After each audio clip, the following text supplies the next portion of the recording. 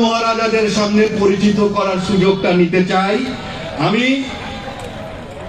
আমি তোমাদেরই বড় ভাই, আমি তোমাদের এলাকারই সন্তান। আমার বেড়ে ওঠা, পড়াশোনা সবকিছুই এই এলাকায়। আমি নীলফামারী থেকে পড়াশোনা করেছি। নীলফামারী কলেজ থেকে আমি আমার এসএসসি কমপ্লিট করেছি। রুয়েট থেকে আমি আমার ইঞ্জিনিয়ারিং কমপ্লিট করে চাকরিতে জয়েন করেছিলাম, কিছুদিন চাকরি করেছি। কোন এক শুভ অপরাহ্নে আপনাদের কৃতি সন্তান শাহরিন ইসলাম তুহিনের সাথে পরিচিত হয়ে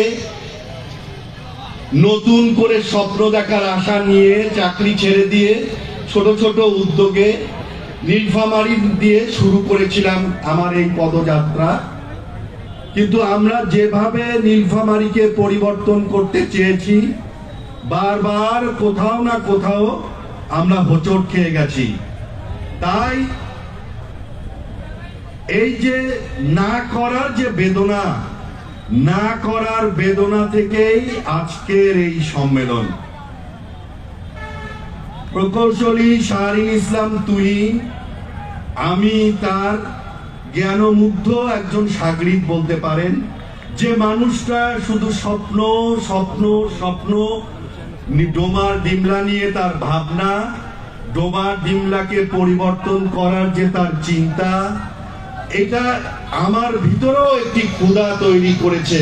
কিন্তু কোথায় জানি একটু রিদমের সমস্যা, কোথায় জানি আমরা পারছি না এক হয়ে কাজ করতে, ডোমার ডিমলাকে সেই স্বপ্নের জায়গায় নিয়ে যেতে।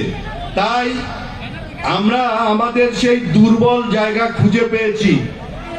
সেই দুর্বল জায়গাটা হচ্ছে আমরা সঠিক জায়গায় নকিং করতে পারিনি। আজকে মনে হচ্ছে যে আজ আমরা সঠিক জায়গায় আপিল করতে পেরেছি। এই সমাজের যারা রাজা, এই সমাজকে যারা পরিবর্তন করে দিতে পারে, এই সমাজকে যারা উন্নয়নের সিঁড়িতে তুলে দিতে পারে, এই সমাজকে যারা বিশ্বের দরবারে পরিচিত করে দিতে পারে, আমরা সেই রাজা মহারাজাদের সামনে উপস্থিত হতে পেরে, নিজেদের মনের ক্ষুধার কথা বলতে পেরে নিজেকে আজকে আমরা ধন্য মনে করছি।